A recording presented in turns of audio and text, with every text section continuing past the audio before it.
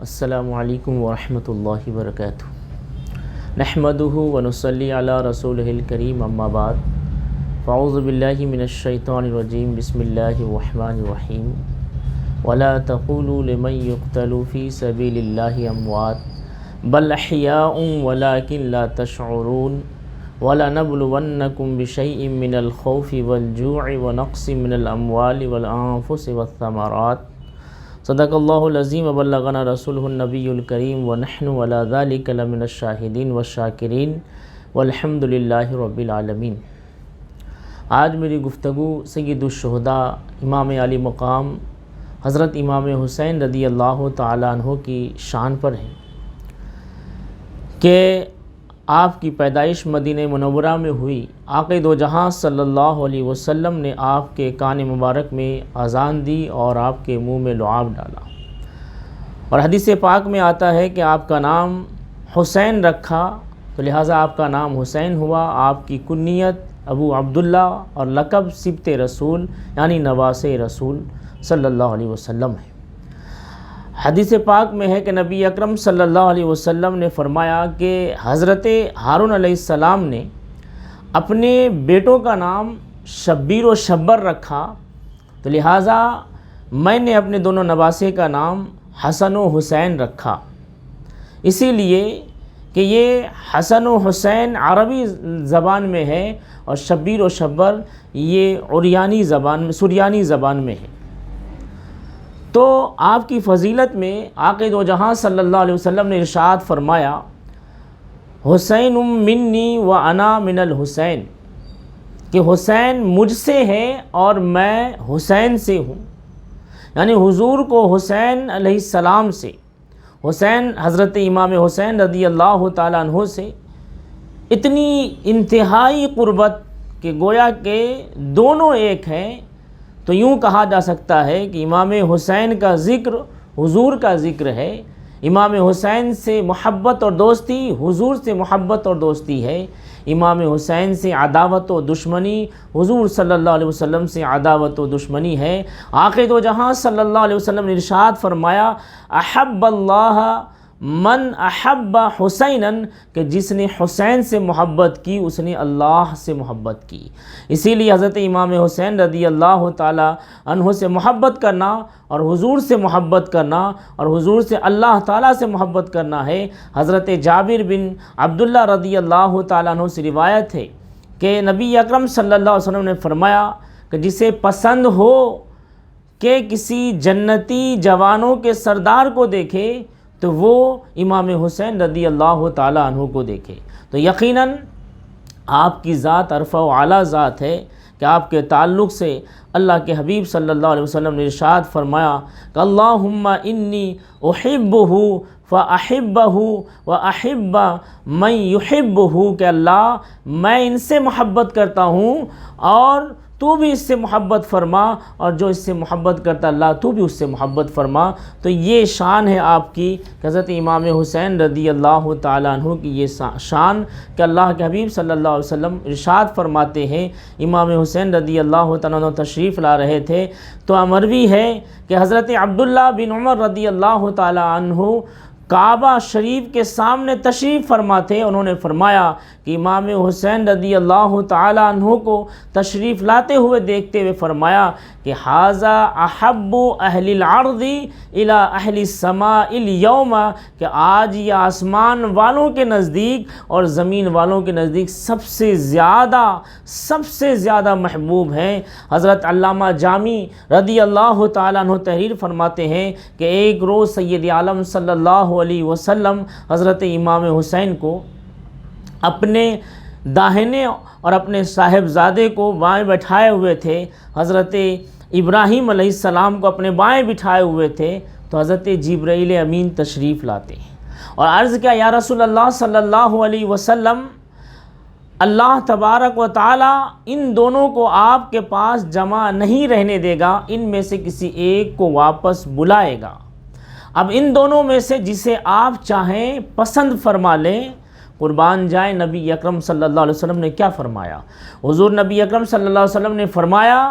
کہ اگر حسین رخصت ہو جائیں گے تو ان کی جدائی میں فاطمہ علی کو تکلیف ہوگی، حضرت فاطمہ اور حضرت علی کو تکلیف ہوگی اور میری جان سوزی ہوگی، اور اگر ابراہیم وفات پا جائیں تو زیادہ غم مجھی کو ہوگا، اسی لیے مجھے اپنا غم پسند ہے اس واقعہ سے۔ اس واقعہ کے 3 روز بعد آپ کے فرزند حضرت ابراہیم جو وفات پائے بچپن میں ہی، تو اس سے آپ اندازہ لگائیں کہ حضرت امام حسین سے اور حضرت علی سے اور حضرت فاطمہ رضی اللہ تعالی عنہم سے آقا دو جہاں صلی اللہ علیہ وسلم کتنی محبت فرماتے تھے۔ حضرت ابو سعید خدری رضی اللہ تعالیٰ عنہ سے روایت ہے کہ نبی اکرم صلی اللہ علیہ وسلم نے فرمایا الحسن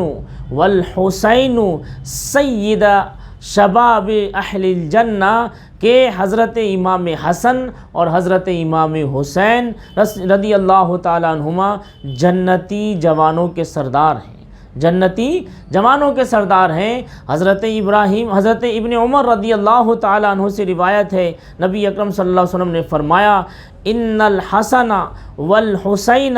ہما ریحانی من الدنیا، کہ حسین اور حسن دنیا کے میرے 2 پھول ہیں۔ تو یقیناً آقا دو جہاں صلی اللہ علیہ وسلم آپ سے بے پناہ محبت کرتے تھے، اور آپ کی فضیلت کے تعلق سے، آپ کی افضلیت کے تعلق سے آقا دو جہاں صلی اللہ علیہ وسلم نے واضح فرمایا الحسین منی وانا من الحسین، کہ حسین مجھ سے ہے اور میں حسین سے ہوں۔ تو یقیناً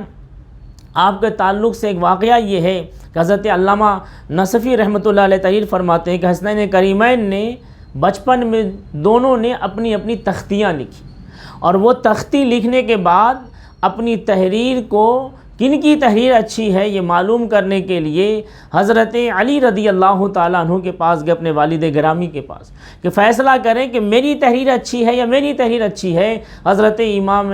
علی رضی اللہ تعالیٰ عنہ نے کہا کہ اپنی والدہ سے پوچھ لیں۔ حضرت فاطمہ رضی اللہ تعالیٰ عنہ کے پاس گئے، امام حسین اور امام حسن دونوں نے پوچھا کہ کن کی تحریر اچھی ہے۔ حضرت فاطمہ رضی اللہ تعالیٰ عنہ نے سوچا اگر میں کہتی ہوں کہ حسن کی تحریر اچھی ہے تو حسین کو تکلیف ہوگی، اور اگر میں کہتی ہوں کہ حسین کی تحریر اچھی ہے تو حسن کو تکلیف ہوگی، لیکن حضرت فاطمہ رضی اللہ تعالیٰ عنہ نے کہا کہ اپنے نانا جان کے پاس جائیں۔ نانا جان کے پاس جب نبی اکرم صلی اللہ علیہ وسلم کے پاس گئے تو حضرت نبی اکرم صلی اللہ علیہ وسلم سے بھی پوچھا امام حسن و حسین نے کہ نانا جان فیصلہ کریں کن کی تحریر اچھی ہے، میری تحریر اچھی ہے یا حضرت امام حسن کی تحریر اچھی ہے۔ نبی اکرم صلی اللہ علیہ وسلم ابھی کوئی حکم نہیں فرمائے تھے، ابھی کوئی فیصلہ نہیں کیے تھے کہ حضرت جبرائیل نازل ہوتے ہیں۔ حضرت جبرائیل آنے کے بعد فرماتے ہیں یا رسول اللہ اس کا فیصلہ خداوند قدوس فرمائے گا، اس کے حکم سے ایک سیب لایا ہوں۔ اس نے فرمایا اس جنتی سیب کو دونوں تختیوں پر گرا دو، جس سے معلوم ہو جائے گا کہ دونوں کی تحریر اچھی ہے۔ آپ اس سے اندازہ لگائیں کہ جن کی خوشی میں، جن کی ناراضگی میں اللہ اس کے رسول حضرت امام حسن و حسین شامل ہوں اور اللہ دونوں کی تحریر کا فیصلہ کر رہا ہو، تو اس سے اندازہ لگائیں کہ امام حسن و حسین کا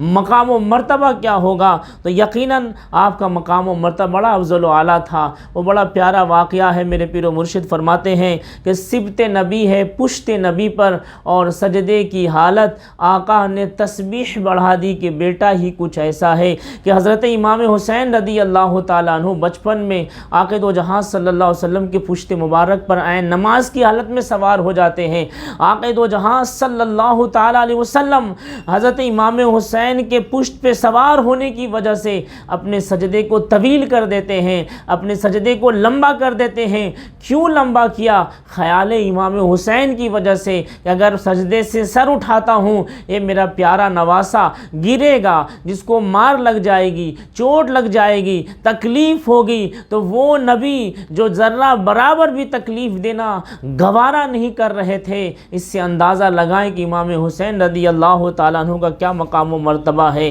امام حسین کے تعلق سے کہتے ہیں جو جوان بیٹے کی میت پہ نہ رویا وہ حسین، جو دہکتی ریت کے بستر پہ سویا وہ حسین، جس نے اپنے خون سے دنیا کو دھویا وہ حسین، جس نے سب کچھ کھو کے پھر بھی کچھ نہ کھویا وہ حسین، مرتبہ اسلام کا جس نے دوبالا کر دیا، خون سے جس کے دو عالم میں اجالا کر دیا، شیر کی مانند جو مقتل میں آیا وہ حسین، جو 72 زخم کھا کر مسکرایا وہ حسین، راہ حق میں جس نے اپنا سر کٹایا وہ حسین، کربلا میں جس نے اپنا گھر لٹایا وہ حسین۔ یقیناً کربلا کی سرزمین پر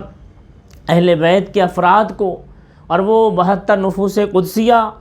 جن میں اکثر لوگوں کو شہید کر دیا جاتا ہے، اور آخر میں امام حسین رضی اللہ تعالیٰ عنہ کو کربلا کی سرزمین پہ شہید کر دیا جاتا ہے۔ آپ کی شہادت بڑی مشہور تھی اور نبی اکرم صلی اللہ علیہ وسلم نے آپ کی شہادت کی پیشن گوئی بھی فرمائی تھی، تو شاعر نے کربلا کا منظر بھی اس میں یہ کھینچا ہے کہ شیر کی مانند جو مقتل میں آیا وہ حسین، یعنی گھبرائے ہوئے کربلا میں امام حسین نہیں تھے، حالانکہ سوچیں ادھر 72 تھے اور سب کے شہید ہونے کے بعد امام حسین اکیلے رہ گئے تھے جو یزیدیوں سے اور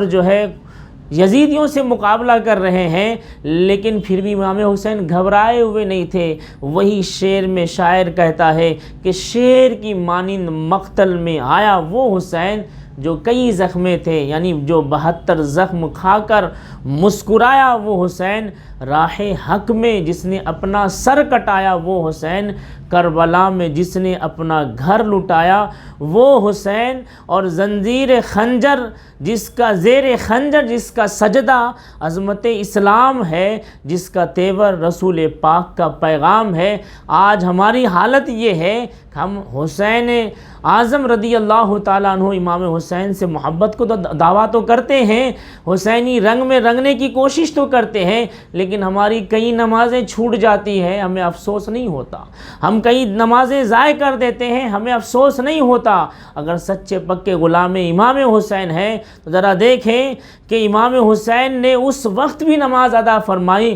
جب جسم مبارک زخموں سے چور چور تھا، اور آپ کی شہادت بھی جو ہوتی ہے تاریخ اسلام معتبر تاریخ سے یہی بات سامنے آتی ہے کہ عین سجدے کی حالت میں یزیدیوں نے آپ کے گردن کو آپ کے جسم سے جدا کر دیا، جس کا شاعر یوں کہتا ہے زیر خنجر جس کا سجدہ عظمت اسلام ہے، جس کا ہر تیور رسول پاک کا پیغام ہے، کہ حضرت امام حسین نے کربلا کی سرزمین پر ویسے حالت میں نماز ادا کی اور سجدہ شکر اور سجدہ نماز ادا فرمائی ہے جیسی حالت میں لوگ کو ہمت نہیں ہوتی کھڑے ہونے کی۔ اور کیوں کیا؟ اس لیے کہ نواز رسول تھے، یعنی شیر خدا حضرت علی کے لخت جگر تھے، حضرت فاطمہ کے لخت جگر تھے، تو یقیناً آپ کی ذات بڑی عرف و اعلیٰ ہے۔ اور شاعر کہتا ہے دین کی خاطر جس کی زندگانی وہ حسین، دین کے خاطر تھی جس کی زندگانی وہ حسین، کٹ گئی اسلام میں جس کی جوانی وہ حسین، خلد میں حق نے جس کی